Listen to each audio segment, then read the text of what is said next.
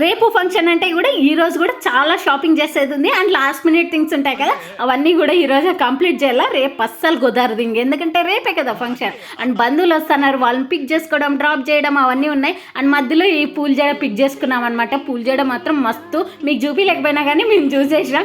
And మంచి pack చేసి ఇచ్చినారు. ఒక క్లాత్లో, వెట్ క్లాత్లో అయితే మంచిగా పెట్టండి అని చెప్పినారు అనమాట. అట్లనే అది కూడా పెట్టేస్తామని చెప్పిన. అండ్ శారీస్, బ్లౌజ్ అవన్నీ స్టిచ్చింగ్ ఇచ్చిండే, అవన్నీ కూడా పిక్ చేసుకున్నా.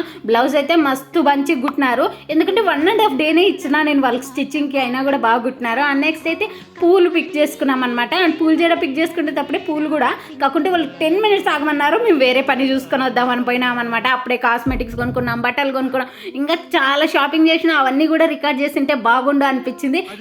ఈ ఫంక్షన్లో నేను రికార్డ్ చేయకోకుండా కంటెంటే చాలా ఉంది, రికార్డ్ చేసిండేదే 1% అనమాట.